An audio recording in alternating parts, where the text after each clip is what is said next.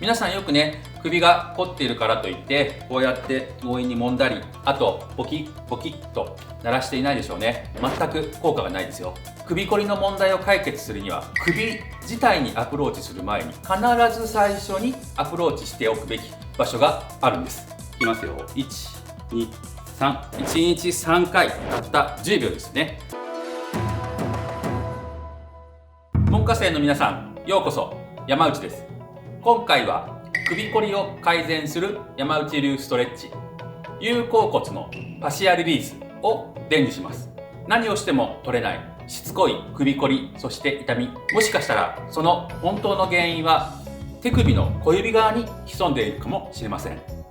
今、女性の7割、そして男性の4割が悩むというこの首こり。それをね、放っておくと将来的にはストレートネックになって首のね、ヘルニアになったり、五十肩を引き起こしたり、最終的には坐骨神経痛まで引き起こす可能性があるので注意してくださいね。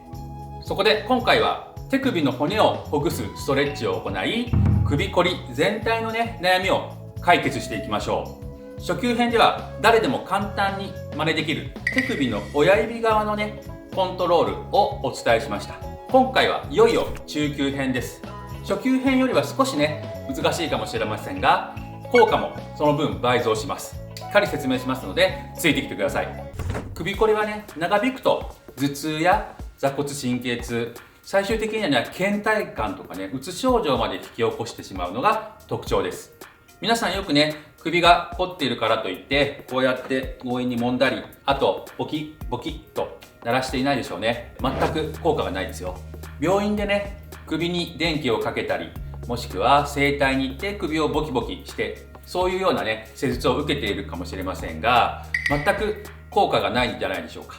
首こりの問題を解決するには、首自体にアプローチする前に必ず最初にアプローチしておくべき場所があるんです。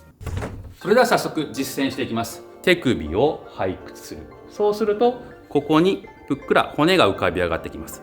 その骨の真上1センチ上を親指先端でこうやって捉えます。もしわからない場合は、もうこのぷっくらした部分を親指で捉えれば十分です。こんな感じですね。捉えたらその真裏を人差し指でこんな感じで捉えます。そうしたら軽く自分の方にこうやって傾けましょう。こういうイメージです。1、2、3戻して、1、2、3戻して、1、2、3戻して。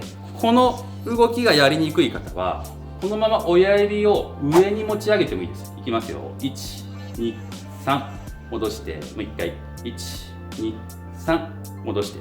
この時に手首をまっすぐするよりもちょっとだけこうやってね、自分の方に、手のひらを自分の方に向けたまま1、2、3ってやると持ち上げやすいです。1日3回、たった10秒ですよね。私自身ね、もうスマホすごく使うし、左手で、右手でね、マウスとか PC ワークすごくするので、毎回ね、これをね、必ずリセットしています。ですので皆さんもぜひね、実践してください。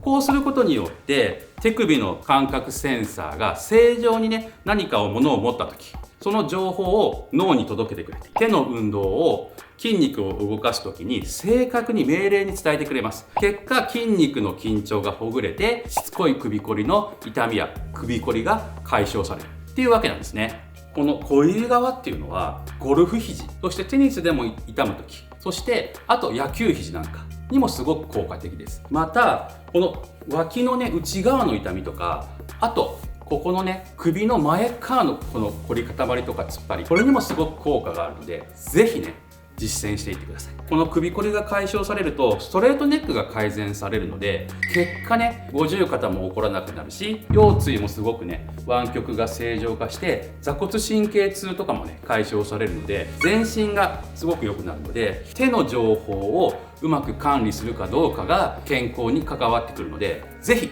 実践していってくださいね。この運動のポイントは3つ。1つでも外すと効果が全くなくなってしまうので気をつけてくださいね。1つ目、この有鉤骨をしっかり捉えるってことです。有鉤骨っていうのは手首をこうやって背屈して、この赤いところに骨の尖ったところが出てきます。その尖った骨の1センチちょっとだけ上が有鉤骨です。これを捉えたら、その真後ろを人差し指で捉えます。2つ目、手のひらを自身の方に曲げてください。そして3つ目、3秒以内に手首を親指側に倒してください。いきますよ。1、2、3秒以内で終わらせると感覚センサーがしっかり再動してくれるので、ぜひねこれを実践してください。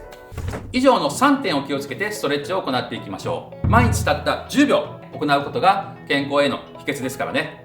初級編の動画をねまだご覧になられていない門下生のみんなは概要欄をチェックしてくださいね。ここまで見てくれた門下生の高評価、そして応援コメントが私の最大の励みになります。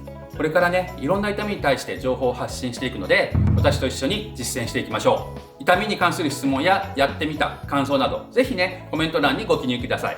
それではまた次回。